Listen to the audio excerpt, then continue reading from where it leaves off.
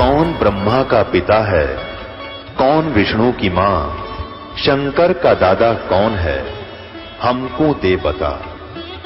ये जानने के लिए कृपया सुनिए।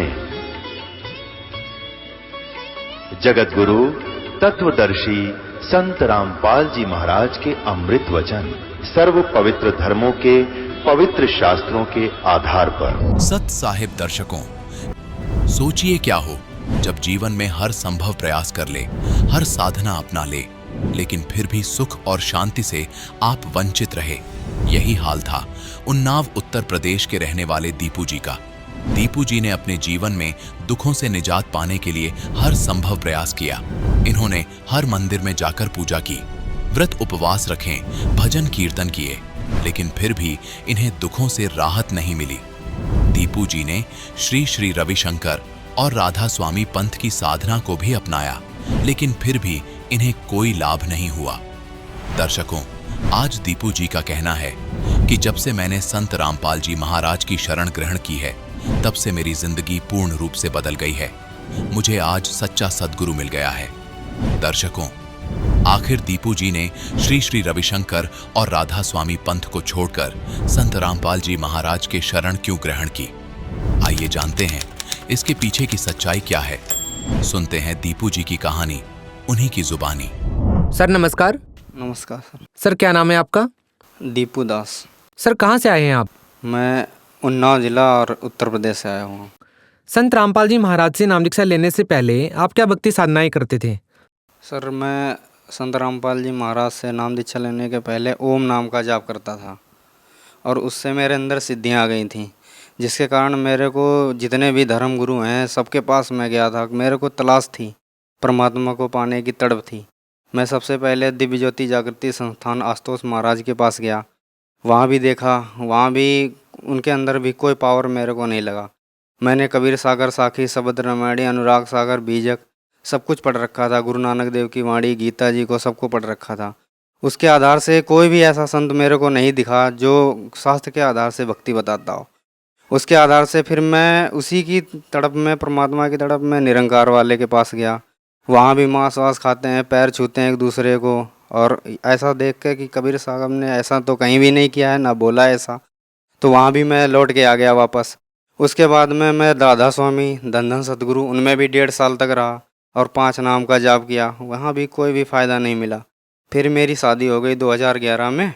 तो मैं रो रहा था, बैठा बरामदे में बैठा और कुर्सी पे बैठा था और मेज़ पे रो रहा था। परमात्मा, मैं अपनी सिद्धि से देख रहा था कि पूरी पृथ्वी पे कोई भी गुरु नहीं है, धर्म गुरु, जो कबीर साहब के द्वारा बताए हुए मार्ग को बता सके। मेरे को सब चीज़ दिखती थी, पूरी पृथ्वी एक ग्लोब की तरह जैसे ऐसे दिखती थी, फिल्म की तरह, उसमें सब कुछ मैं सब देख रहा था। मेरे को ऐसे ही अचानक मैं रो रहा था, तड़प रहा था परमात्मा के लिए। मेरा मनुष्य का जीवन बर्बाद हो जाएगा, शादी भी हो गई, और ऐसा ही सोच रहा था कि जो गुरु जी हैं अपने संत रामपाल जी महाराज हमारे, वो आसमान में, मैं ऊपर की तरफ देखा और मेरे नाते रिश्तेदार 3 दिन हुआ था, वो पल्ली पे ही बैठे थे। जब शादी के तीसरे दिन, मैं ऐसे तीसरे दिन सोच रहा था कि संत रामपाल जी महाराज आसमान से सीधे उतरे, हाथ में कुल्हाड़ी पकड़े थे, और मेरे से मैं उनको देखते ही जैसे मैं जड़ हो गया और स्टैचू बन गया, और मेरे हाथ पैर शरीर सब बंद गया और आंखें खुली हुई थी और ऐसे बंद गया। फिर मैं देखता हूँ कि वो बोलते हैं मुस्कुरा के मेरे से, दीपू चलो मैं तुम्हें बांस काट के देता हूँ। मैं उनको देख के मैं बोला, मुंह से नहीं बात हो रही थी, मैं बंद गया बिल्कुल जैसे, और वैसे मतलब हृदय से बात हो रही थी। बोले चलो तुम्हें मैं बांस काट के देता हूँ। मैंने कहा यार, मैं जैसे अपने मित्र से बात कर रहा हूँ। उनके शरीर से श्वेत यानी दूध की जैसा प्रकाश निकल रहा था। उनके सभी अंगों से सफ़ेद कुर्ता पजामा पहन रखा था, शरीर से प्रकाश निकल रहा था। उनकी उपस्थिति में मेरे को दीवाल का कोई पर्दा नहीं था, सारा आर पार दिखाई दे रहा था। वो बोलते हैं कि तू नहीं जाएगा बांस काटने? मैंने कहा मैं नहीं आपके साथ जाऊंगा, आपको मैं नहीं जानता हूँ। उनके आने से मेरे को डर वर सब भग गया था, आनंद आ रहा था, प्रफुल्लता थी मन में, उल्लास था। और वो जा रहे थे, बांस काट के लाए, और वो अर्थी बना रहे थे मेरे घर के पीछे में। मैं बोला ये क्या कर रहे हो आप? तो वो बोले देखते रहो। मैंने उनसे हंस के कहा कि अच्छा, वो दादी बीमार है ना प्रमोद की, हमारे मोहल्ले में, इसीलिए उनको ले जाने के लिए आए हो आप? चलो ले जाओ, वो अंधी है बेचारी को बहुत दुख है, दिखाई भी नहीं देता है, ले जाओ उनको। तो वो गुरुजी हंस के बोलने लगे, संत रामपाल जी महाराज कहने लगे नहीं, उनका नंबर नहीं है, अब तुम्हारा नंबर है। मैं बोला नहीं नहीं नहीं, मैं अभी नहीं जाऊंगा, अभी माँ बाप की सेवा भी नहीं की है और ना ही अभी अभी मेरी तो 3 दिन शादी का हुआ है, बाद में आ जाना, ऐसे करने लगा। तो परमात्मा ने मेरे को समझाया, सदगुरु देव जी ने, मेरे संत रामपाल जी ने मेरे को समझाया कि संसार में क्या देख के तू खुश हो रहा है, यहाँ संसार में कोई भी अपना नहीं है, चल तू मेरे साथ में परमात्मा की भक्ति कर। मैं उनको पहले कभी भी जानता भी नहीं था कि ये कौन संत हैं, कहाँ रहते हैं, उनके बारे में मेरे को कुछ भी जानकारी नहीं थी। उसके बाद में संत रामपाल जी महाराज से मैंने प्रश्न किया कि आप क्या काल के दूत हो? बोले नहीं नहीं, क्योंकि मैंने कबीर सागर ये सब पढ़ा था, उसी के आधार से मैंने बोला कि आपके काल के दूत हो? बोले नहीं, मैं काल का दूत नहीं हूँ। फिर उन्होंने समझाया, मेरे को बहुत दिखाया, फिर बोले काल देखेगा कैसा होता है? मैंने कहा हाँ देखूंगा। उनकी जो आकृति होती है वो इनविजिबल होती है, तुरंत ही जैसे एक बहुत बड़ा तालाब जैसा होता है, उसमें से कचड़ा खून खच्चड़ ऐसे भरा भरा पड़ा रहता है, उसमें से एक बहुत भयंकर आकृति निकल के आती है सामने। अब वो आकृति जैसे चपटा मुंह का है, और चपटे मुंह का है, उसके पूरे शरीर से जैसे कोई घाव वाव जैसा फोड़ा फट जाता है ऐसे था, पूरे शरीर में उसके घाव था, और वो सड़ा हुआ था बिल्कुल कतई, उसको गंध आ रही थी, बदबू आ रही थी। और वो मेरे को पकड़ लिया उसने पंजे में, और मैं झटपटाने लगा, रोने लगा कि मम्मी पापा जितने भी बाहर बैठे थे, बचाओ बचाओ बचाओ, कोई भी मेरी तरफ नहीं देख रहा था। उसके बाद मैं उनसे जब कह लिया कि नहीं बचा रहे हैं, मैं आंसुओं की धार थी, कोई भी मेरी तरफ देख नहीं रहा था, और मेरे को दबा रहा था, वो हड्डियां चटक रही थी, आंसुओं की धार बंधी हुई थी। तभी मैंने कहा, जितने भी भाई हमारे बुआ मामा फूफा लगते थे सबसे कह लिया, मगर किसी ने मेरी तरफ ध्यान नहीं दिया। तभी तक मैंने देखा कि वो जिससे मैं कह रहा हूँ बचाओ बचाओ, पूरे गांव वालों को, उसका इतना बड़ा पंजा है, उसमें सबको पकड़ रखा है खाने के लिए। तब मेरे को परमात्मा, मैंने साखियाँ आखियाँ सब पढ़ी थी, तब मेरे को वो श्लोक याद आ गया कि कबीर साहब कहते हैं कि झूठे सुख को सुख कहे मान रहा मन मोद, जगत चबेना काल का कुछ मुख में कुछ गोद। उसके बाद में फिर मेरे अंदर एक दिन ऐसा ही और हुआ कि एक बार एक कबीर साहब के रूप में एक बहुत बड़ा सा यानी देव कोई आया फरिश्ता, उसको मैं ऐसे ही कहूँगा फरिश्ता, क्योंकि कबीर साहब ही थे वो। उन्होंने कहा कि तुम परमात्मा को देखोगे? मैं बहुत ढूंढता था ऐसे। मैंने कहा हाँ देखूंगा। तो उन्होंने क्या किया, मेरे पेट पे हाथ फेर दिया ऐसे, जैसे पेट पे हाथ फेरा, जैसे टीवी में नहीं वो आते हैं चित्र ये सब, ऐसे मेरे को पूरा जितना भी नदियाँ झरना पहाड़ पोखर पूरी पृथ्वी सब दिखाई देने लगा, सारे देश जितने भी जीव जंतु हैं पृथ्वी पे सब कुछ दिखाई दिया, नदियाँ झरना बर्फ से ढकी हुई पहाड़ियाँ सब कुछ दिखाई दिया। उसके बाद मैं देख रहा हूँ एक पृथ्वी से भी बढ़कर बड़ा एक सरोवर जैसा है, उसमें निर्मल जल भरा हुआ है, उसमें काले काले पक्षी हैं, वो उसमें आते हैं डुबकी लगाते हैं और सफ़ेद बन जाते हैं, और एक प्रकाश का जैसा पुंज है बहुत बड़ा, और उसमें समा जाते हैं। उसके आगे मेरे को नहीं दिखाई दे रहा था। अब वो चीज़ जब हो जाती है, फिर वो प्रकाश का पुंज जैसा बन के मेरे अंदर समा जाते हैं, बोलते हैं बेटा अब तू मुझे ढूंढ लेना। उन्हीं की खोज में मैं इधर उधर उधर भटकता रहा। एक बार और क्या हुआ, मैं फिर परमात्मा ने मेरे को ऐसा कर दिया कि मेरे को अपने आप ही साखी शबद रमैणी बीजक अनुराग सागर गीता वेद ये सारे सबका सार आने लगा, अपने आप ही मेरे को आने लगा अपने अंदर ही। मैं जो भी बोलता अपने आप ही पता नहीं कहाँ से 4-4 6-6 घंटा श्लोक बोलता रहता, वाणियाँ बोलता रहता, मेरे को खुद नहीं पता होता कि मैं क्या कह रहा हूँ। तो उसके बाद में एक दिन क्या हुआ, मैं कि उसमें खेत में 4 घंटा कबीर साहब की साखियाँ कह के आया, खेत में लेटा ही था कि तुरंत ही मेरी आंखें ऐसे खुली की खुली रह गईं। आसमान की तरफ देखा, चांदनी पूर्णिमा की रात थी, चांदनी थी पूरी और नक्षत्र जगमगा रहे थे। थोड़ी देर बाद देखा 11 बजे का टाइम था रात को कि सारे नक्षत्र चंद्रमा सब गायब हैं, कोई भी दिखाई नहीं दे रहा, चांदनी केवल दिखाई दे रही है। मैंने सोचा कि अभी ये कहाँ चले गए, अभी तो यहीं पे जगमगा रहे थे। ऐसा ही विचार कर रहा था कि मेरे अंदर आनंद आया और हमारी आंखें खुली की खुली रह गईं। अचानक ही एक किताब प्रकट होती है आसमान में सफ़ेद रंग की, और उस किताब पे जैसे हम लोग टाइपिंग करते हैं ना, वैसे ही नक्षत्र चंद्रमा तारा सब कट कट कट टाइपिंग होते हुए चले जाते हैं। फिर वो किताब जो भर जाती है वो गायब हो जाती है। उसके बाद में गुलाबी रंग का कमल निकलता है, अब पूरे आकाश में खिल जाता है। जब गुलाबी रंग का कमल खिल जाता है, उसमें देखता हूँ कि गरीबदास जी महाराज गेरुए रंग की जो ड्रेस पहने हैं कपड़े, उसको पहन के आसन पे जैसे उसमें है, और वैसे बैठे हुए हैं, आशीर्वाद ऐसे दे रहे हैं, मुस्कुरा रहे हैं, और ऐसे ऐसे भाव भी मेरी तरफ कर रहे हैं। मैं उनको जानता भी नहीं था, और इतना कोमल, इतना वैसा पारदर्शी शरीर, जैसे कमल की पंखुड़ियों से भी हल्का आर पार दिखाई दे रहा। उनके शरीर से यानी सोने जैसी लाइट निकल रही थी पूरे शरीर से। लोग कहते हैं कि उसकी प्रतिमा कोई नहीं है। तब मेरे को परमात्मा के बारे में समझ में आया कि संसार में वास्तव में उसकी कोई प्रतिमा नहीं है, उसके जैसा कोई है ही नहीं यहाँ पे संसार में। इस प्रकार से देखा। और फिर एक बार मैं, मेरा जो दोस्त है अब भगत है वो पहले, तो मैं एक बार ऐसे ही परमात्मा का ध्यान करते करते, नाम भी नहीं लिया था उसके पहले कि ये सब घटनाएं, ऐसे ही ध्यान करते करते मेरे को एक दोस्त आया मेरा और गाड़ी में बिठा के ले गया आसमान में। वहाँ पे बिना नींव, कमल खिला हुआ है, बिना नींव का मंदिर है, और वहाँ पे हिंदू मुस्लिम सिख ईसाई ये कोई भी वैन नहीं है, सभी धर्मों के लोग आ रहे हैं, आपस में मिल के रह रहे हैं। फिर आपस में वहाँ पे बिना नींव का कमल का फूल है, कोई उसका आधार नहीं है, उसमें आरती हो रही है। वहाँ पे बहुत शांति है, कोई भी लड़ाई झगड़ा नहीं, कोई जुरिडिक्शन बाउंड्री नहीं, कोई समय सीमा, मुल्क, दायरा, जात पात, वहाँ कुछ भी नहीं। उसको देख के मैं सोचा कि मैं यहीं रहूँगा, यहीं रहूँगा। वो थोड़ी देर बाद मैं वहाँ घूमता फिरता रहा, तो थोड़ी देर बाद वो लड़का बोला कि चलो तुम्हारा यहाँ काम ख़त्म, नीचे जाओ। मैं बोला नहीं नहीं, मैं नहीं जाऊँगा। ज़बरदस्ती वो करने लगे, 4-5 आए, मेरे को ज़बरदस्ती भेजने लगे नीचे। जैसे ही मेरे को ज़बरदस्ती नीचे भेजने लगे, मैंने कहा अच्छा भेज तो रहे हो नीचे, मगर मेरे को यहाँ का पानी पी लेने दो। जब मैंने कहा पानी, कोई पात्र दो ऐसे, तो उन्होंने मेरे को जो चलनी होती है जिसमें आटा वाटा निकाला जाता है वो देते हैं। वो नल में लगाता हूँ तो सारा पानी नीचे चला जाता है। मैं सोचता हूँ कि अरे यार तुम मेरे को मूर्ख बना रहे हो, उनसे कह रहा हूँ, और ये तो इसमें तो पानी रुकेगा भी नहीं, ये तो सारा नीचे चला जाएगा। तो वो उसने कहा कि इसी प्रकार से बिना गुरु के सारा ज्ञान जो भी अर्जित करोगे सब नीचे ही चला जाएगा, टिकेगा कुछ भी नहीं। तो इस प्रकार से फिर मैं गुरु की तलाश में निकला। फिर मैं दिल्ली में आ गया। दिल्ली में आ गया तो दिल्ली में ज्ञान गंगा मेरे को एक भगत जी ने दी।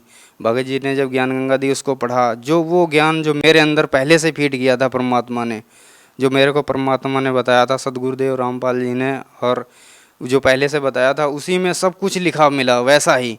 वो मेरे को पढ़ने से पहले ही पता चल गया पूरा, एक लाइन पढ़ता आगे ज़्यादा समझ में आ जाता। उसके हिसाब से फिर गुरुजी का एक दिन सत्संग मेरे को देखने को मिला। जब सत्संग देखा तो गुरुजी उत्साह के साथ और खूब जोश से परमात्मा की वाणी को बता रहे थे। और ऐसा मैंने अन्य संतों के पास गया, वो केवल सद्गुणों की पुष्टि करते हैं पहले, फिर उसके बाद में अपना मत प्रकट करते हैं। अपना मत प्रकट करने के बाद जीवों को सम्मोहित करके, यानी वाणी से वो करके, फिर उनको पाखंड, आडंबर, बाहरी कर्मकांड ये सब बताते हैं, जिससे उनकी जीवों की बुद्धि नष्ट हो जाती है। और उसके बाद में काल का ये सब पाखंड, आडंबर ये सब है, फिर जीव के अंदर आशाएं, इच्छाएं, तृष्णाएं और ये भोग विलास के प्रति इच्छा ये सब जागृत होती है, और उनके पास कुछ भी नहीं है, इसीलिए उनको कोई लाभ नहीं होता है। तो फिर उस गुरुजी को देख के ही मैं पहचान गया कि अरे ये तो वही वाले गुरुजी हैं जो मेरे को पहले मिले थे। पहले जब मैं जानता भी नहीं था इनको, तो मेरे को पता करना था कि कहाँ। उनसे भगत जी से पूछा कब चलोगे कब चलोगे। मेरे को इतनी तड़प हुई कि सदगुरु जी के वहाँ जाके नाम दीक्षा ली, और वहाँ जाते ही मेरे को ऐसा लगा कि जैसे मैं इन सबको पहले से ही जानता हूँ, और उन सब से इतना हिल मिल गया कि वो सब अपने जैसे लगने लगे। वहाँ जाके ऐसा भाव, ऐसा कि ये तो वहाँ तो ईंट पत्थर में हम भटक रहे थे, धक्के खा रहे थे, ये तो जागृत मंदिर है। सब जितने भी थे वो हम ईंट पत्थर के देवता बनाए हुए थे, यहाँ तो सारे देवता ही देवता हैं। उनसे मिलकर मेरे को बहुत खुशी हुई। कोई भी बुराई नहीं, कोई नशा नहीं करते, कोई भी उनके अंदर बुराइयां नहीं है। नशा और ये जितनी भी दारू, गांजा, भांग, तंबाकू ये कुछ भी नहीं करते। और फिर परमात्मा से नाम दीक्षा ली वहाँ पे, और नाम दीक्षा से फिर भक्ति स्टार्ट की परमात्मा की। सर, सतलोक आश्रम में आप संत रामपाल जी महाराज से नाम दीक्षा ले चुके हैं, तो हम आपसे ये जानना चाहते हैं कि संत रामपाल जी महाराज से नाम दीक्षा लेने के बाद आपको क्या क्या लाभ मिले।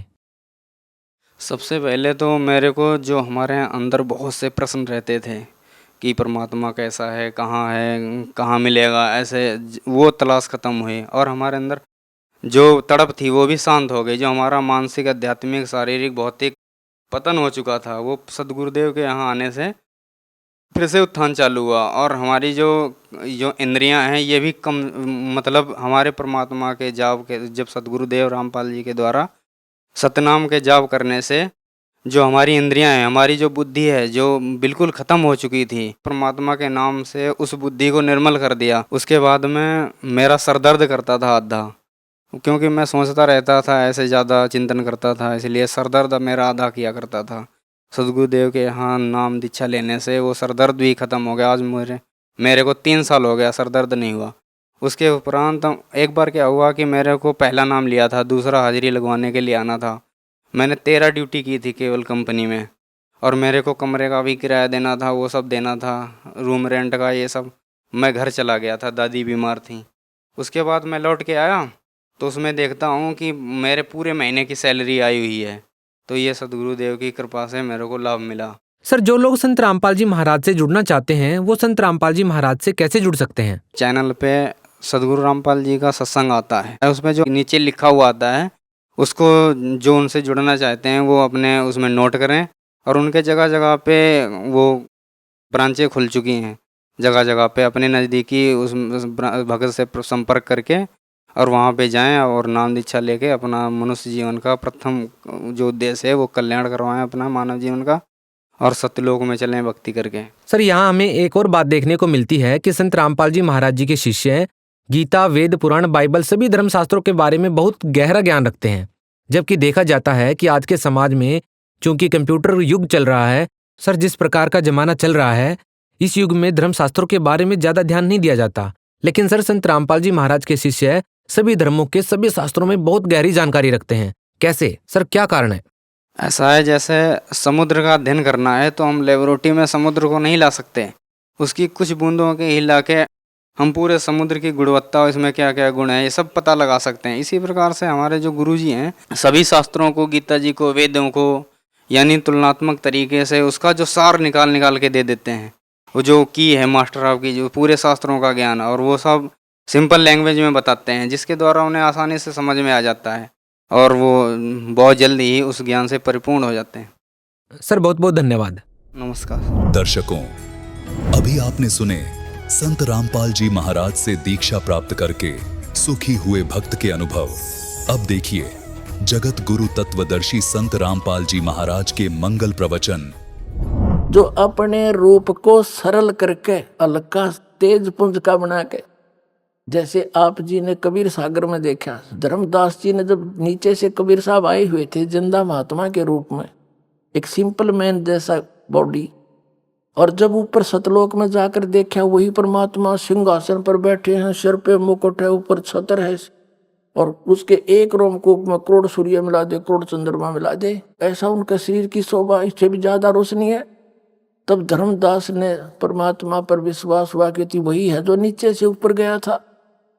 तब धर्मदास जी ने पूछा, हे परमात्मा, आपने अपना वो रूप, वो शोभा यहाँ क्यों नहीं शोभा युक्त आए? तो परमात्मा ने कहा, जब मैं एज इट इज उसी शोभा, उसी तेज पुंज से यहाँ आ जाऊं तो इस निरंजन यहाँ के ब्रह्म भगवान का कलेजा हिल जा। और उस इतने नूर ने तुम देख नहीं सकते चरम दृष्टि, वो तो ऊपर की दृष्टि उस आत्मा वाली न्यारी है, उनसे देखा जाता है। इसलिए मैं अपने उस शरीर को सरल करके आया हूं।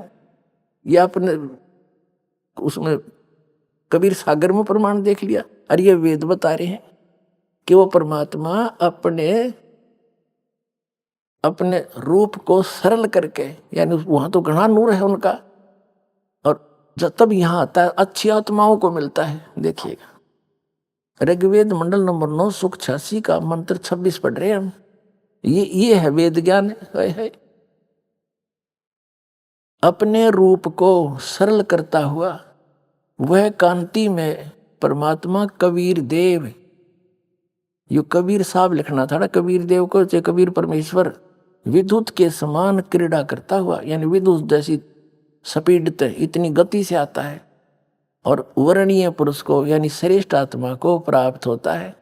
और देखो 27 में कमाल कर दिया। ऋग्वेद मंडल नंबर 9 सुख 86 का मंत्र 27 में क्या कहा है? वह प्रकाश पुंज परमात्मा को, जो परमात्मा झूलोक के और तीसरे पृष्ठ पर विराजमान है, वहां बैठा है वो भगवान, वहां रहता है और वहां से चलकर आता है गति करके। अब और दिखाते हैं ऋग्वेद मंडल नंबर 9 सूक्त 82 का, और ये मंत्र नंबर 1 देखें। इसमें लिखा है कि जो सर्वोत्पादक प्रभु, सबकी उत्पत्ति करने वाला परमात्मा, प्रकाश रूप, सद्गुणों की वर्षा करने वाला और पापों का हरण करने वाला, वह राजेव, राजेव माने राजा के समान, राजा के समान। देख ये 269 पे कदे नकली फिर न कह दे, पृष्ठ बदल गया होगा। और ये 270 राजा के नुन तो पढ़ लिया आपने, राजा के समान दर्शनीय है, देखण में राजा के समान है, सिंहासन पर बैठा है। और वह पृथ्वी आदि लोकांतरों के चारों ओर शब्दमान हो रहा है। वह वर्णीय पुरुष को जो दृढ़ भक्त है उसको पवित्र करता हुआ प्राप्त होता है। उसको मिलता अच्छी आत्माओं को जिस प्रकार विद्युत यानी आकाशीय बिजली स्नेह वाले स्थानों को आधार बनाकर प्राप्त होता है। अब आगे बताऊंगा, पहले ये पढ़ ले। अब दूसरा मंत्र ऋग्वेद मंडल नंबर 9 सूक्त 82 का मंत्र 2। हे परमात्मन, वो किस उद्देश्य से आते हैं? उन भक्तों को मिलते हैं उपदेश करने की इच्छा से आप, उनको तत्व ज्ञान बताने की इच्छा से आप महापुरुषों को प्राप्त होते हो। आप अत्यंत गतिशील पदार्थ के समान हमारे आध्यात्मिक यज्ञ को प्राप्त होते हैं, बहुत स्पीड आते हो। और आप सर्वज्ञ नहीं, कबीर देव हैं, आप कबीर परमात्मा हैं। आप कबीर परमात्मा, हो गया स्पष्ट? आप कबीर परमात्मा हैं, शुद्ध स्वरूप हैं, हमारे पापों को दूर करके हे सोम, हे अमर परमात्मा, हमको सुख दे। अपने आत्माओं क्या बताया है कि वो परमात्मा सतलोक में रहता है, उसके तीसरे भाग में, तीसरे पोर्शन में, सबसे ऊपर वाले में, टॉप मोस्ट। गरीबदास साहिब जी ने परमात्मा को देखा, कहा अरस कुर्स पर सवेत गुमट है, जहां सतगुरु का डेरा। अरस के कुर्स पर समेत गुमुज है और सवेत छतर सिर मुकुट विराजे, और देखत ना उस चेहरे नू, गरीबदास ये वक्त जाते रो गए इस पैरे। कहते हैं जब तत्वदर्शी संत मिला नहीं और यू ज्ञान समझ में आया नहीं तो ये मनुष्य जीवन आपका चला जाएगा। और रोगे इस पैरे ने, इस समय ने याद करके रोया करोगे। इन नकली संतों से पीछा छुटाओ, इस दास के पास आओ और अपना कल्याण करवाओ। बोलो सतगुरुदेव।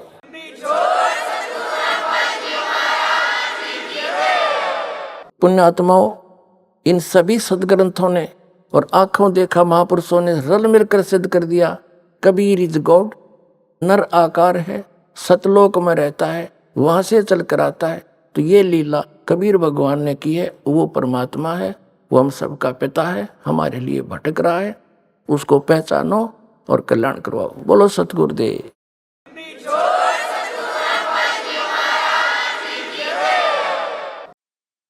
परम पिता परमात्मा पूर्ण ब्रह्म सारी सृष्टि के रचनार, ये कबीर साहिब जी हैं, कबीर परमात्मा है जो काशी के अंदर, बनारस के अंदर एक दानक रूप में, एक जुलाहे के रूप में जनसाधारण की तरह लीला किया करते थे। 120 वर्ष तक वहां रहे, सह शरीर आए थे और सह शरीर चले गए थे। उनके कोई माता पिता नहीं, वो सारी सृष्टि के जनक हैं, वो हम आत्माओं के पिता हैं। हम यहाँ काल के जाल में गलत स्थान पर आ गए, अपनी गलती तय।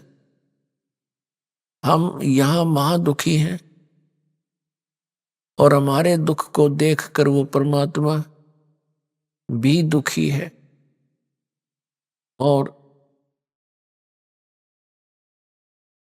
इस काल के जाल में फंसे हुए सभी प्राणियों को, जो उनके अपने बच्चे हैं, ये ज्ञान देने के लिए आते हैं कि तुम, ये आप जी का स्थायी स्थान नहीं है, आपका भूल लगी हुई है और आपको यहाँ महामूर्ख बनाकर और विवश करके रखा गया है। यहाँ पर प्रत्येक कार्य आपसे ऐसे करवाया जा रहा है जैसे कोई विलियन कराया करे, जैसे कोई खलनायक अपनी क्रिया करता है। तो वो खलनायक यहाँ कौन है? वो काल है, उसको ब्रह्म भी कहते, उसको ज्योत स्वरूपी निरंजन भी कहते। और उसने आपको यहाँ अज्ञानी बना के और विवश करके और बाई फोर्स रखा हुआ। इसने अपने 3 पुत्र उत्पन्न किए हैं, उनको एक एक गुण से युक्त कर दिया। ब्रह्मा जी ये काल के पुत्र हैं, श्री विष्णु जी भी काल के पुत्र हैं, और श्री शिव जी काल के पुत्र हैं, और दुर्गा श्री देवी ये श्री ब्रह्मा श्री विष्णु श्री शिव जी की माता है, और ये काल इनका पिता है। इस काल ने, इस ब्रह्म ने, सरपुरुष ने, इसके ये पर्यायवाची नाम है ज्योत स्वरूपी निरंजन। इसने प्रतिज्ञा कर रखी है कि मैं कभी भी किसी के समक्ष अपने वास्तविक रूप में दर्शन नहीं दूंगा, मैं अपनी योग माया से छुपा रहूंगा। श्रीमद् भगवत गीता अध्याय नंबर 7 के श्लोक नंबर 24 और 25 में ये गीता ज्ञानदाता काल है जो श्री कृष्ण जी के अंदर प्रवेश करके ये वेदों वाला ज्ञान और कुछ अपना मत दोनों मिक्स करके इसने श्रीमद् भगवत गीता का ज्ञान अर्जुन को सुनाया। बाद में इसी को श्री वेद व्यास जी ने लिपिबद्ध किया। उसमें इसने कहा है कि ये मूर्ख जन समुदाय मुझ अव्यक्त को माम अव्यक्तम व्यक्तिम आपनम मनन्ते अबुझा, ये मुझ अव्यक्त को ये व्यक्ति रूप में आया हुआ श्री कृष्ण मान रहे हैं। मैं कृष्ण नहीं हूं, क्योंकि मैं अपनी योग माया से छुपा रहता हूं, मैं कभी किसी के समक्ष नहीं आता। ये मेरा अटल अनुत्तम विधान है, घटिया। और जिस कारण से ये श्री ब्रह्मा जी श्री विष्णु जी श्री शिव जी को भी अपने पिता का ज्ञान नहीं, कौन है हमारा पिता, और इस काल के भी पिता ने, सबके जनक ने, कबीर परमात्मा ने, परम पूज्य कबीर परमेश्वर जी ने, उस दानक ने, उस जुलाए ने, जो हम सब का उत्पत्ति करता है, उसने इस काल की भी उत्पत्ति उसी ने की। उन्होंने आके बताया श्रीमद् भगवत गीता अध्याय नंबर 2 के श्लोक नंबर 12 में, अध्याय नंबर 4 के श्लोक 5 और 9 में, अध्याय नंबर गीता अध्याय नंबर 10 के श्लोक नंबर 2 में गीता ज्ञानदाता अपनी स्थिति बताता है कि अर्जुन तेरे और मेरे बहुत जन्म हो चुके हैं, तू नहीं जानता मैं जानता हूं। मेरे जन्म और कर्म अलौकिक है, और मेरी उत्पत्ति को ये ऋषिजन और ये देवता नहीं जान सकते, क्योंकि ये सब मेरे से उत्पन्न हुए। इससे सिद्ध है कि इसका जन्म भी हुआ है और इसकी जन्म मृत्यु भी होती है, नाशवान भी है। ब्रह्म सरपुरुष जिसको ऋषि ब्रह्म ब्रह्म कर कहने कहे, उसकी पूजा किया करती है, स्वयं नाशवान है। और ये खुद गीता अध्याय नंबर 18 के श्लोक नंबर 62 में कहता है कि अर्जुन तू सर्वभाव से उस परमेश्वर की शरण में जा जिसकी कृपा से तू परम शांति को और सनातन परम धाम को प्राप्त होगा। अर्जुन ने 8वें अध्याय के प्रथम मंत्र में पूछा कि आप जिन जो 7वें अध्याय के 29वें श्लोक में जिस तत्परम की के विषय में कहा कि उसको जानकर प्राणी फिर उस तत्परम को जानकर कोई भी साधक फिर यहाँ की किसी वस्तु की डिमांड नहीं करता, वो केवल जरा और मरण से छूटने का ही प्रयत्न करता है। जरा माने बुढ़ापा और मरण माने मृत्यु। तो 8वें अध्याय के प्रथम श्लोक में पूछा वो किम तत्परम, 8वें अध्याय के 3रे श्लोक में कहा वो परम अक्षर ब्रह्म है। वो परम अक्षर ब्रह्म है जो गीता ज्ञानदाता से अन्य है। तो कहने का भाव ये है कि ये इसने प्रतिज्ञा कर रखी है कि मैं कभी किसी के समक्ष नहीं आऊंगा। और उस परम पिता ने आके बताया कि यू काल है और यू वहां रहता है 21वें ब्रह्मांड में। इसका ओछा माथा, लंबे दांत और विकराल शरीर। जब ये चाहे मोर की तरह हजार, जैसे मोर अपने पंख फैला लेता है चारों तरफ घुमा लेता है, ऐसे ये 1000 भुजा तक का भगवान है, शक्तिशाली है, इतनी शक्ति है इसके अंदर। और जब चाहे वो 1000 भुजा दिखा देना चाहे तो 2 भुजा में भी रह जा, ये 4 भी प्रकट कर ले। और ये कभी भी अपने वास्तविक रूप में नहीं आता। श्रीमद् भगवत गीता अध्याय नंबर 11 के श्लोक नंबर 32 में ये खुद कहता है कि अर्जुन मैं काल हूं और अब प्रवृत्त हुआ हूं इन सब सेनाओं को खाने के लिए, सब लोगों को मारने के लिए, रक्षा करने के लिए।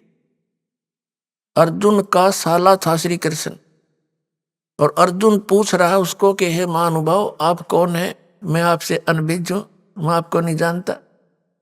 बता, साला को नहीं जाना कर आदमी, क्योंकि उस समय वो अपने विकराल रूप श्री कृष्ण से निकल कर बाहर विकराल रूप दिखाया और कृष्ण को अचेत करके खड़ा कर दिया साइड में। तो तब उसके प्रकाश में अर्जुन ने कृष्ण नहीं दिखा, वो दिखा विकराल रूप और कांपा खड़ा खड़ा। तब उसने घर में जाके 47 और 48 में कहा कि अर्जुन ये है मेरा असली रूप, और इस रूप का आज तक पहले ना किसी ने पहले दर्शन हुए तेरे बिना, और ना आगे हो सकते, ना किसी जप से ना तप से, और ना किसी क्रिया से, ना वेदों वर्णित विधि से, ना किसी यज्ञ से इस रूप के दर्शन नहीं हो सकते, यानी ब्रह्म प्राप्ति नहीं हो सकती। वेदों में वर्णित विधि से भी नहीं हो सकती। वेदों में क्या विधि है? ओम नाम का जाप और ये 5 यज्ञ, बस इतना सा है। तो यही ऋषियों ने किया, यही इन ब्रह्मा विष्णु महेश जी ने किया, इनको भगवान तो मिला नहीं और ये हठ योग करने लग गए। हठ योग क्यों करने लगे? कि जब ब्रह्मा जी को इस काल भगवान ने कमल के फूल पर प्रकट कर दिया, बिठा दिया और सचेत कर दिया, पहले ये कोमा में था, तब ये कहता है कि मैं ना जाने कहां से उत्पन्न हो गया, मेरा कौन जनक है मुझे मालूम नहीं। फिर आकाशवाणी हुई कि तप करो तप करो, 1000 वर्ष तक तप किया। ये श्री देवी भागवत के 3रे स्कंद में प्रमाण है जो दास आपको सुना। जब 1000 वर्ष तक ब्रह्मा जी ने तप कर लिया, फिर कहा सृष्टि करो, फिर ये सृष्टि करने लग गया, क्योंकि 1000 वर्ष तप करके इसके अंदर सिद्धि आ गई, बैटरी चार्ज कर ली इसने और सिद्धि भर ली रिमोट काल के हाथ में इनके पिता के। इसी प्रकार विष्णु जी ने 12,000 वर्ष तक तप किया। ऐसे शंकर जी तो आप देखो सारे दिन आसन लगाए बैठे रहते हैं हर समय, तो ये इनसे बैटरी चार्ज कराता है, इनको सिद्धियों से परिपूर्ण कर लेता है, और फिर जब चाहे अपने रिमोट से वहां इनसे नाश करवा देता है, और जहां चाहे वो क्रिया अपनी आप करवाता रहता है। ये तो इसके कठपुतली है। और इन्होंने ध्यान लगा लगा कर हठियों करके देख लिया, सिद्धियां आ गई, और शरीर के अंदर इन्होंने क्या देखा? प्रकाश देखा। तो प्रकाश भगवान है कोई? कैसा मूर्ख बना रखा था आज तक हमारे को। ये राधा स्वामी पंथ, जय गुरुदेव पंथ, ये सच्चा सौदा सरसा और जगमाल वाली पंथ, निरंकारी पंथ, ये तो सहज। तो क्या बताते हैं? सब एक जैसी क्रिया मिलती जुलती, कान बंद करके, आंख बंद करके, प्राण क्रिया करके, अंदर प्रकाश देखो, धुन सुनो। ये पिंड और एक ब्रह्मांड का जो कुछ भी क्रिया है इस पिंड यानी शरीर में आप देख सकते हो, सुन सकते हो। जो कुछ भी शरीर में सुनते और देखते हो ये काल व्यवस्था है। उस सतलोक की इसमें कोई वस्तु नहीं है।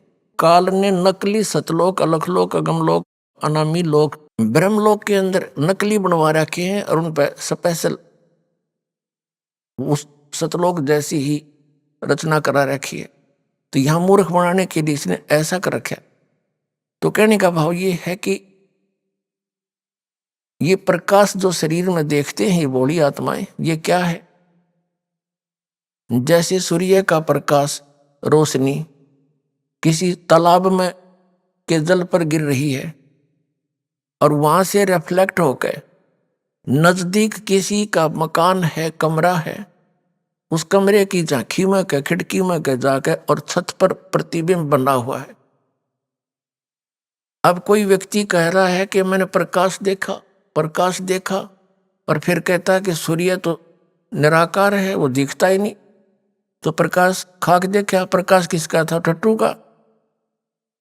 जो तुमने प्रकाश देखा सूर्य का प्रकाश था, रिफ्लेक्ट होकर जा रहा था, उसमें उसका कोई आकार विशेष नहीं था, उस सूर्य जैसा आकार नहीं था उसका, उस खिड़की जैसा आकार हो गया।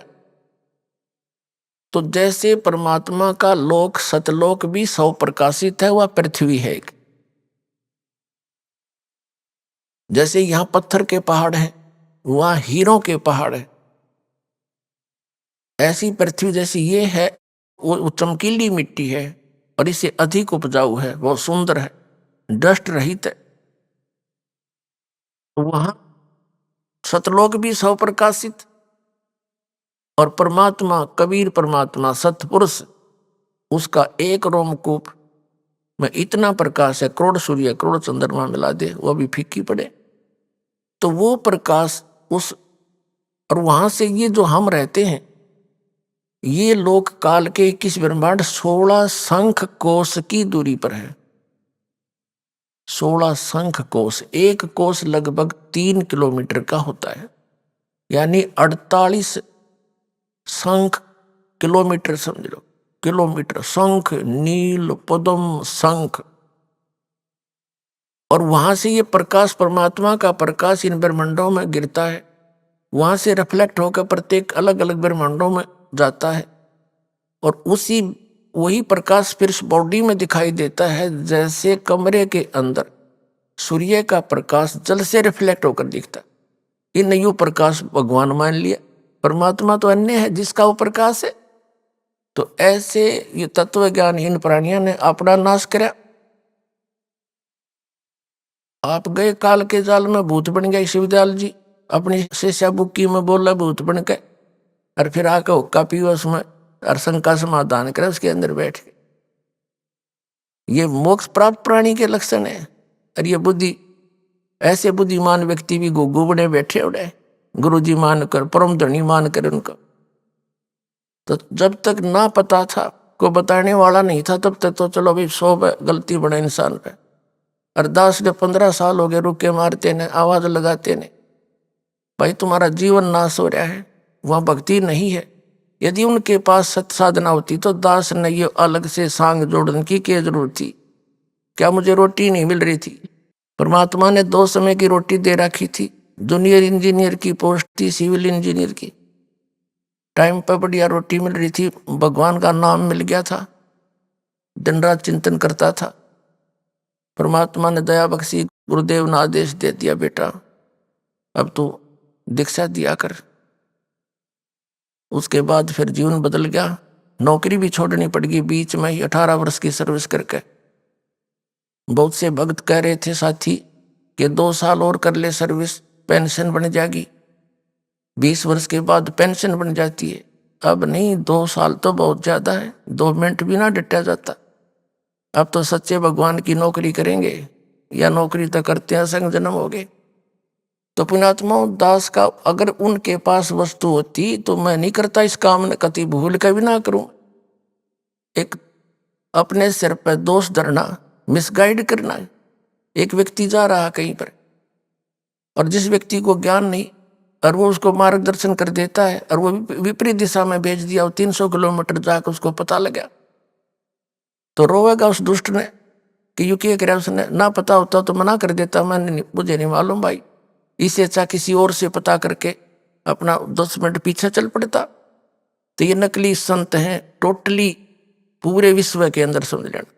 इस दास के अतिरिक्त चाहे इसने अभिमान समझो और चाहे सच्चा ज्ञान समझ लियो, थोड़े दिन में क्लियर भी हो जाएगी।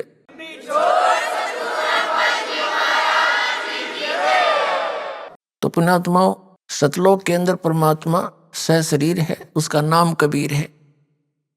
कल रात्रि के सत्संग में आप जी को सर्व सदग्रंथों से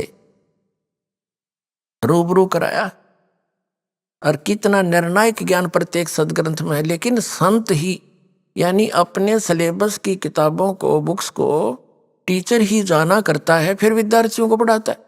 जब टीचर ही नहीं समझ पाए हमारे सदग्रंथों को, तो उन्हें गलत पढ़ा दिया, ज्ञान गलत दे दिया। तो श्रद्धालु तो एक विद्यार्थी होते हैं, और टीचर की प्रत्येक बात पर वो विश्वास किया करते हैं।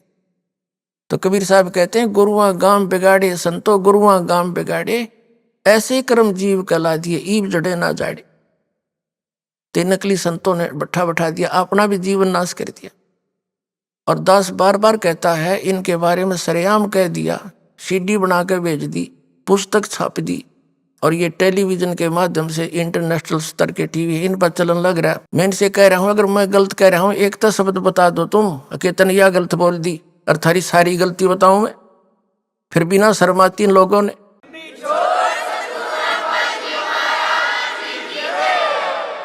और ये फायदा उठाए बैठे हैं श्रद्धालुओं की श्रद्धा का।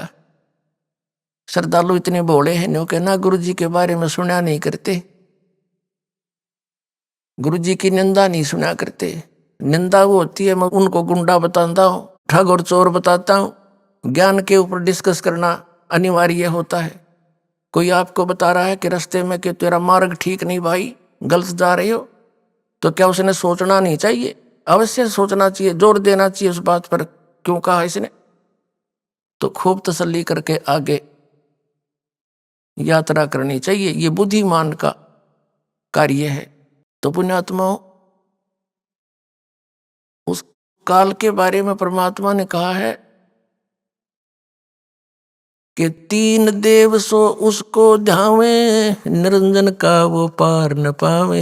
ये तीनों देवता ब्रह्मा विष्णु महेश भी इस निरंजन का ही ध्यान लगा रहे हैं, समाधि लगा लगा के, और निरंजन का वो पार नहीं पावे। ये न अपने पिता को नहीं पा पाए आज तक, मोक्ष तो बहुत दूर की बात है। तो उस परम पिता ने पूर्ण ब्रह्म ने आके, कबीर परमात्मा जी ये सत्य पुरुष है।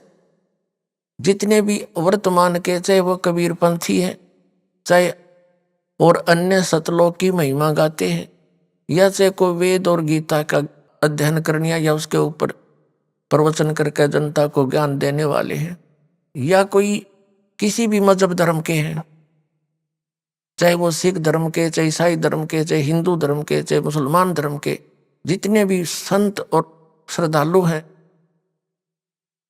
जैसे सिख धर्म के अंदर आदरणीय नानक साहेब जी को छोड़ के अन्य कोई भी परमात्मा से परिचित नहीं था, परमात्मा प्राप्ति नहीं हुई थी। नानक साहिब जी के अतिरिक्त अन्य किसी भी सिख समाज में या हिंदू समाज में या ईसाई समाज में सभी ये कह रहे हैं कि परमात्मा निराकार है।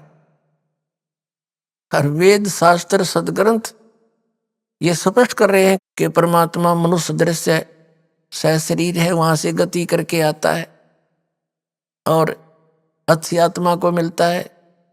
तो किन किन को मिले? आदरणीय धर्मदास साहिब जी को, आदरणीय मुलुकदास साहिब जी को, आदरणीय दादू साहिब जी को, आदरणीय नानक साहिब जी को, आदरणीय गरीबदास साहिब जी को गांव छुड़ानी जिला जज्जर वाले को, आदरणीय घीसा दास साहिब जी को गांव खेखड़ा जिला मेरठ उत्तर प्रदेश वाले।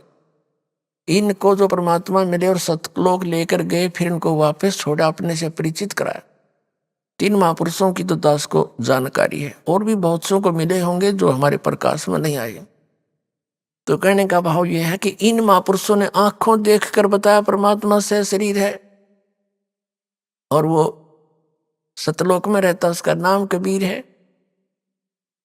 अब कल जो प्रसंग रह गया था थोड़ा सा, गुरु ग्रंथ साहिब के अंदर आपको दिखाते हैं। गुरु ग्रंथ साहिब के अंदर लिखा है वो परमात्मा साकार है और मनुष्य दृश्य, उसका सारे अंगों का वर्णन किया हुआ है। आदरणीय नानक साहिब जी को परमात्मा जिंदा महात्मा के रूप में मिले थे कबीर जी, और बेई नदी पे वो स्नान करने प्रतिदिन जाया करते थे। वहां उनकी भेंट हुई, फिर उनको वहां से दरिया में डुबकी लगवा कर परमात्मा अंतर ध्यान कर दिया। लोगों ने सोचा डूब गए, उनको एकांत स्थान में ले जाकर उनका शरीर सुरक्षित रख दिया, और उस आत्मा, प्यारी आत्मा को ऊपर के सब ब्रह्मांडों की जानकारी रूबरू कराया वहां के सब लोगों से।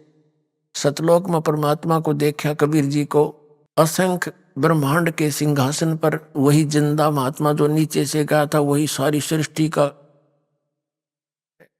और फिर परमात्मा कबीर जी ने कहा था कि मैं काशी बनारस में रहता हूं, कबीर मेरा नाम है, जुलाहा मेरा धानक मेरा काम है, और सतनाम दूंगा, वहां आ जाना। तब नानक साहिब जी तीसरे दिन वापस छोड़ दिया परमात्मा कबीर जी ने, सतपुरुष ने, अमर पुरुष ने, सतल पुरुष ने सारा दिखाकर। तो नानक साहिब जी नौकरी करते थे मोदी खाने में, सुल्तानपुर के अंदर नवाब के यहाँ। वह नौकरी त्याग दी परमात्मा प्राप्ति के लिए पहली उदासी बनारस की करी उन्होंने। काशी में जाकर पता किया तो देखा परमात्मा एक जुलाहे का कार्य कर रहे बैठे बैठे खड्डी में अपने झोपड़ी में। नानक साहिब जी ने देखा कि तो वो वही है परमात्मा जो सतलोक में देखा था मैंने, जैसे धर्मदास जी को ने देखा। तो क्या कहते हैं, आंखों में पानी भर के पुण्यात्मा आज तो हम मजहबी बन गए, अपने अपने धर्म ने बस फाइनल मान रहे, चाहे वो हमारे समझ में आया ना आया। जिन्होंने भगवान की चाह थी उन्होंने धर्म नहीं बनाए, उन्होंने धार्मिकता बढ़ाई थी। आज किसी धर्म में देख ले धार्मिकता का नाम नहीं, और धर्म में दृढ़ हिंदू मांस खावे और शराब पीवे, ओका पाड़े, अधिकतर बहुत ज्यादा मुसलमान मांस खावे, और जो है ना और को किसी चीज की टाल नहीं है, सभी के सिख धर्म में मांस खावे और शराब पीवे। क्या उन महापुरुषों ने यही शिक्षा दे रखी है? गुरु ग्रंथ साहिब में है कहीं ऐसा प्रमाण? तो ये कहां से बिजली गिरी? तो हमने उस महापुरुषों के दिए गाइडलाइन को समझना चाहिए। हम एक पिता की संतान है, जीव हमारी जाति है, मानो धर्म हमारा, हिंदू मुस्लिम सिख ईसाई को धर्म नहीं है न्यारा। तो इस प्रकार हमने पुनः सोचना पड़ेगा। तो नानक साहिब जी ने देखा वहां जिनको भगवान की तरफ थी, आंखों में आंसू भर के कहते फाई सूरत मुलुक की तेज, ए ठगवाड़ा ठगी तेज, खरा सियाणा बहुता बार, ये दानक रूप रहा करता है। अब आपको थोड़ा शब्द सुनाते पूरा का पूरा। एक स्वान दुई स्वानी, एक मन रूपी कुत्ता और इच्छा और तृष्णा आशा रूपी ये कुतिया। एक स्वान दुई स्वानी नाल बलके भोकाई सदा बियाल। ये है पृष्ठ नंबर 24 है गुरु ग्रंथ साहिब का। गुरु ग्रंथ साहिब के 24 नंबर पृष्ठ पर ये शब्द अंकित है। एक स्वान दुई स्वानी नाल बलके भोकाई सदा बियाल, और कूड़ छुरा मुठा मुर्दार, ये धानक रूप रहा करता है। मैं पत की पेंद न करने की कार, वो बिगड़ रूप रहा बिकराल, तेरा एक नाम तारे संसार, मैं एहो आस एहो आधार। तेरा एक सतनाम और वो सार नाम कहते हो सारे संसार ने पार कर दे। तेरा एक नाम तारे संसार, मैं एही आस एही आधार। मुख निंदा आखा दिन रात, पर घर जो ही नीच मनात। काम क्रोध तन वसे चंडाल, ये धानक रूप रहा करता है। फाई सूरत मुलुक की वेश, ओए होए कहते इसकी मोहनी सूरत है। और मुल्क की वेश, जिस क्षेत्र में जाता उसा वेशभूषा बना लेता है। ये फाई सूरत मुल्क की वेश, ए ठगवाड़ा ठगी देश, ये खरा सियाणा बहुता बार, ये धानक रूप रहा करतार। नानक साहिब जी वहां कह रहे ये धानक रूप रहा करतार। देखो लोगो धानक रूप रहा करतार, यो बैठा भगवान धानक दुल्हे के रूप में। अभी आपने सुने संत रामपाल जी महाराज के मंगल प्रवचन। आइए अब सुनते हैं संत रामपाल जी महाराज से नाम दीक्षा लेकर सतभक्ति करके अद्भुत लाभ प्राप्त करने वाले अनुयायी के विचार। दर्शकों, आज हम आपको मिलवाने जा रहे हैं अरुण कुमार दुबे जी से, जो उत्तर प्रदेश के निवासी हैं। अरुण जी ने अपने जीवन में आध्यात्मिकता की खोज में 20 से अधिक गुरुओं का मार्गदर्शन प्राप्त किया, लेकिन फिर भी इन्हें ना तो शारीरिक सुख मिला और ना ही मानसिक शांति मिली। अरुण जी का कहना है कि मेरी जिंदगी तब बदली जब मुझे संत रामपाल जी महाराज की शरण मिली। मेरा नशा संत रामपाल जी महाराज से नाम दीक्षा लेते ही छूट गया। दर्शकों, क्या ऐसा हो सकता है कि संत रामपाल जी महाराज से नाम दीक्षा लेने मात्र से लोगों को ऐसे अद्वितीय लाभ मिल रहे हैं? आखिर अरुण जी ने सभी धर्म गुरुओं को छोड़कर संत रामपाल जी महाराज को अपना गुरु क्यों चुना? आइए जानते हैं इसके पीछे की सच्चाई क्या है। सुनते हैं अरुण जी की कहानी, उन्हीं की जुबानी। नमस्कार सर। नमस्कार सर। सर क्या नाम है आपका? सर मेरा नाम अरुण कुमार दुबे एडवोकेट है। सर आप कहाँ से हैं? सर जी मैं वाराणसी जिले से हूँ। सर संत रामपाल जी महाराज से नाम दीक्षा आपने कब ली? सर जी परम पूज्य संत रामपाल जी महाराज सदगुरुदेव जी से मैंने 19 नवंबर 2019 को दीक्षा प्राप्त की। संत रामपाल जी महाराज से नाम दीक्षा लेने से पहले आप क्या भक्ति साधनाएं किया करते थे? सर जी, मैं सांसारिक भक्ति जैसे गांव में लोग करते हैं, तो ब्राह्मण खानदान में पैदा हुआ हूं, तो ब्रह्मा विष्णु महेश शंकर देवी देवता गणेश जी, हनुमान जी, भोलेनाथ, गंगा जी, यमुना जी, बद्रीनाथ, हरसूब्रह्म, हरिद्वार, तमाम ऐसे जगहों आना जाना था और ब्राह्मण के नाते वो करता था, कर्मकांड वो भी करता था। और इस सिलसिले में तमाम महापुरुष जिसे कहे जाते हैं, संत अरगड़ानंद महाराज जी, स्वामी करपात्री जी महाराज जी, स्वामी राम रहीम जी, और सर जी ये पड़ाव आश्रम के अवधूत राम जी, उनके परम शिष्य चंदबली महाराज जी, गढ़वा घाट के महाराज जी, चितौनी के महाराज जी, करधना के महाराज जी, और प्रणवानंद मुनि महाराज जी, गायत्री परिवार हरिद्वार के आचार्य जी, माता जी, प्रेम रावत महाराज जी, उनके छोटे भाई भोलेनाथ महाराज जी, सतपाल महाराज जी, आसाराम बाबू जी से भी मैं हुआ, वीरेंद्र दीक्षित जी से भी मैं मिला, और लेकिन हमको कहीं से कोई शांति सर जी मिली नहीं। लगभग सर हमने 20 की संख्या में ऐसे महापुरुष जिनको संत कहा जाता है, मैं उनसे मिला हूँ, लेकिन मुझे कुछ प्राप्त नहीं हुआ जो मैं खोज रहा था। गुरु मैंने उनसे दीक्षा क्या, जैसे उपदेश करते थे सुनता था कि ऐसे करो वैसे करो करता था, लेकिन मुझे कुछ लाभ या मानसिक शांति नहीं मिलती थी, या पूजा में मन नहीं लगता था, साधना में मन एकाग्र नहीं होता था, कुछ मिलता नहीं था। वैसे खास करके लोग भौतिकता की तरफ आते हैं कि हम किसी महात्मा के यहाँ जा रहे हैं तो भौतिक जगत की कुछ प्राप्ति होगी, लेकिन मुझे ऐसा कुछ मिला नहीं। सर, आप बहुत सारी भक्ति साधनाएं किया करते थे, जो भी संसार में भक्ति साधनाएं चल रही हैं। इसके अलावा आप लगभग 20 गुरुओं के पास गए, जिनमें राम रहीम जी, आसाराम बापू जी, आचार्य रजनीश जी, गायत्री परिवार से भी आप जुड़े, प्रेम रावत जी से भी आप जुड़े, सतपाल जी महाराज जी से भी जुड़े, और अनेकों गुरुओं के पास आप गए, लेकिन आपको वहाँ पर कोई लाभ नहीं मिला। तो फिर आप संत रामपाल जी महाराज की शरण में कैसे आए? सर जी, मैं अपने न्यायालय में बैठा था, परिसर में, अपने चैम्बर में, तो एक संत रामपाल महाराज जी के शिष्य पुस्तक वितरण कर रहे थे।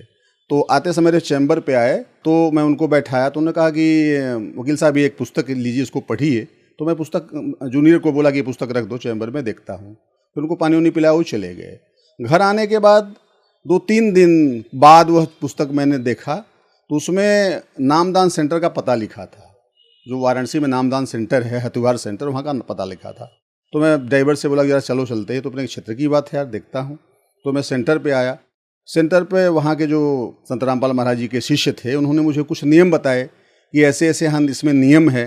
क्योंकि मैं 20 वर्षों से लगातार शराब का आदी रहा हूँ, शराब का शौकीन रहा हूँ, मांस मदिरा का शौकीन रहा हूँ, तमाम ऐसे अपराध जगत के लोगों से मेरे संबंध रहे कचहरी के नाते, तो मैं उनसे जुड़ा रहता था।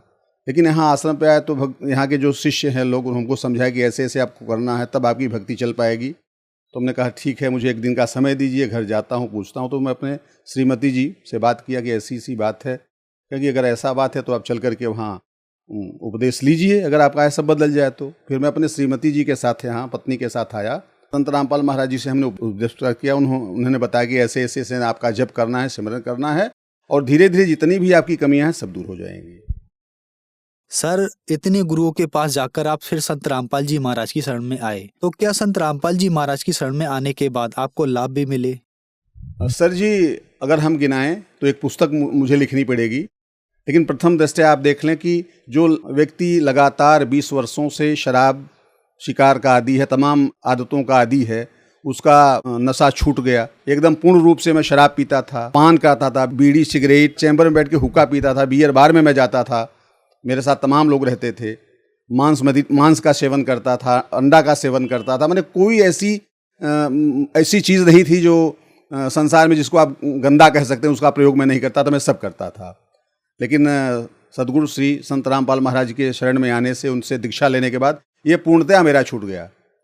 और मेरा छोटा पोता था सर जी, वो इतना बीमार था, इतना सीरियस था कि हम लोग समझ गए कि बस इसकी जान अब नहीं बच पाएगी। डॉक्टर हमको, गांव के डॉक्टर बोले कि हमारे बस की बात नहीं है। गुरुजी के कृपा से आज बच्चा चंगा है, 4 साल का हो गया है। मेरे 2 बच्चे हैं सर। एक मेरा लड़का अश्विनी कुमार दुबे, वो पूर्ण रूप से पागल हो गया था सर जी, और railway line, Bombay Bhandup station पर रेलवे लाइन पर पूरा नंगा लेटा हुआ था, बॉम्बे की पुलिस ने उसको वहाँ के जे हॉस्पिटल में भर्ती कराया। मुझे फ़ोन आई पुलिस के द्वारा कि वकील साहब आपका लड़का यहाँ एडमिट है। मैंने परमात्मा संत रामपाल महाराज से अरदास लगाई। मेरा बच्चा सकुशल है और बैंक में असिस्टेंट मैनेजर के पद पर कार्यरत है। मेरा दूसरा लड़का चाल चलन से बहुत ही दूर निकल गया था हमारे हाथ से, उसका मैंने एडमिशन करवाया। वो LLB की अंतिम वर्ष की परीक्षा की तैयारी कर रहा है। संत रामपाल महाराज जी की शरण में आने से, उनकी कृपा से आज वह हमारा काशी अखबार का मालिक है। उसका अपना निजी प्रिंटिंग प्रेस है। यही सब हमारे लाभ हैं सर जी। और कितनी मैं गिनती में गिनाऊं। इकोनॉमिकल ढंग से सर, इकोनॉमिकल ढंग से इसलिए थी कि मैं 10 लाख 5 लाख 2 लाख भी कचहरी में पाता था, घर मेरे एक पैसा भी नहीं जाता था। शराब शिकार दोस्तों में बढ़ जाता था। आज संत रामपाल सदगुरु की कृपा से जो भी पैसे आते हैं वो सुरक्षित हैं, कोई नशा नहीं है। सर हम टीबी के पेशेंट थे, ये जे हॉस्पिटल बॉम्बे में चेक कराया था, उनका आपको बहुत भयंकर टीबी है। उन्होंने दवा भी दिया, लगातार मैं दवा खाया, लेकिन उससे मुझे कुछ नहीं हुआ। लेकिन परमात्मा संत रामपाल महाराज की कृपा में, गुरु जी की कृपा से मेरे सब रोग नष्ट हो गए। मेरे पास अब कोई रोग नहीं है। हार्ट में सर बाएं तरफ हमको दर्द होता था, रह कि इतना दर्द हो जाता था कि बस यही बेहोश हो जाऊंगा, सीना दबा के बैठ जाता था। पेन किलर खाता था, 2-1 सेकंड के लिए आराम होता था। लोगों ने कहा ECG कराइए, डॉक्टर ने बोला, लेकिन मैं सदगुरु के शरण में आने के बाद वही अमृत जल पीता हूँ और आप पूर्ण रूप से स्वस्थ हूँ। सर समाज में एक आम धारणा है कि हमें गुरु नहीं बदलना चाहिए, गुरु बदलना पाप है। आपने लगभग 20 गुरु बदले भगवान प्राप्ति के लिए, सुख के लिए, तो क्या आपने सही किया? ये दरअसल गुरु बदलने की धारणा ये पुरानी धारणा है। जैसे आप बीमार हैं और आप एक डॉक्टर MD के पास गए, वहाँ से आपका मर्ज ठीक नहीं हुआ, तो आप निश्चित है कि उससे अच्छे डॉक्टर के पास जाएंगे, या दिल्ली दिखाएंगे, लखनऊ दिखाएंगे, बॉम्बे दिखाएंगे, अच्छे डॉक्टर के पास जाएंगे, तो आप डॉक्टर बदल सकते हैं। इसी तरह से अगर गुरु कहने के लिए तो तमाम गुरु हैं, लेकिन पूर्ण गुरु अगर आपको नहीं मिलता तो आप गुरु बदल सकते हैं। हमारे संत रामपाल महाराज जी की पुस्तक है जीने की राह है, गीता तेरा ज्ञान अमृत है, उसमें है कि आप गुरु बदल सकते हैं। उन्होंने स्पष्ट बताया कि आप गुरु बदल सकते हैं, उसमें कहीं से कोई पाप नहीं है, कोई बात नहीं है। और वह गुरु कहनाने लायक नहीं है जो पूर्ण रूप में आपको पूर्ण भक्ति न बताए कि पूर्ण भक्ति कैसे की जाती है, वो गुरु कहने लायक नहीं है। और सर जी मैं नज़दीक बैठ के यहाँ के जितने मठाधीश हैं, अगर हमारा इंटरव्यू आप कराएं, मैं सबको मुंह पे बता सकता हूँ कि आपने मेरे साथ ऐसा किया है। कोई ऐसा गुरु नहीं जिसके साथ मैं बैठा हूँ, 1-2 लाख रुपए पैसा मैं खर्च नहीं किया हूँ, वहाँ गया हूँ, लेकिन मुझे कोई लाभ नहीं है, केवल चीटिंग है और कुछ भी नहीं है। और हमारे संत सदगुरु रामपाल महाराज जी के यहाँ जितने भी शिष्य हैं जाते हैं, पूरी व्यवस्था है और 1 पैसा भी कहीं से नहीं लगता है। खाने पीने की व्यवस्था है, रहने की व्यवस्था है, आने जाने की भी दिक्कत नहीं रहती। वहाँ बसें लगी रहती हैं पहुँचने के लिए, तमाम सुविधाएं हैं। छोटे छोटे नामदान सेंटर खुले हुए, वहाँ भी तमाम व्यवस्थाएं हैं। आप नाम ले सकते हैं, भक्ति कर सकते हैं। तो हमारे गुरु महाराज सदगुरु संत रामपाल महाराज जी पूर्ण गुरु हैं, पूर्ण सदगुरु हैं, अवतारी पुरुष हैं। सर आपने बताया कि आप पेशे से एक वकील हैं और संत रामपाल जी महाराज के बारे में एक और सामाजिक धारणा है कि उनके अनुयायी संत रामपाल जी महाराज से अंधश्रद्धा भक्ति के तहत जुड़ते हैं। आपने बताया कि आप एक वकील हैं, आपको देखकर ऐसा नहीं लगता, इसके बारे में आप क्या कहना चाहेंगे? हमारे गुरु संत रामपाल महाराज जी भक्ति की जो विधा बताते हैं उसमें गीता का उदाहरण देते हैं, यजुर्वेद का उदाहरण देते हैं, श्रीमद् भागवत का उदाहरण देते हैं, श्रीमद् देवी भागवत का उदाहरण देकर के समझाते हैं कि ऐसी भक्ति आप करिए, ये भक्ति झूठी है। जैसे आपके लोग पहले बता रहे थे, उदाहरण देकर, प्रमाण देकर, किताब खोल करके बताते हैं कि ऐसी भक्ति है, इसमें ये 3 जो है, यही जो नाम है, यही पूर्ण परमात्मा का यही नाम है, ये ब्रह्म का नाम है, परम ब्रह्म का नाम है, पूर्ण परमात्मा का नाम है। तो प्रमाण सहित भक्ति संत रामपाल महाराज बताते हैं, तो वहाँ अंधश्रद्धा भक्ति कोई बातें नहीं है। सर संत रामपाल जी महाराज से नाम दीक्षा कैसे ली जा सकती है? सर हमारे महाराज जी संत रामपाल महाराज जी के सत्संग जो है टीवी चैनलों पर, कई चैनलों पर आते हैं, उस पर नीचे पीली पट्टी बार बार चलती रहती है, उसमें नंबर पे आप संपर्क करके सेंटर में जा करके नाम प्राप्त कर सकते हैं और लोग ऐसा कर रहे हैं। धन्यवाद सर। धन्यवाद सर जी, धन्यवाद सर।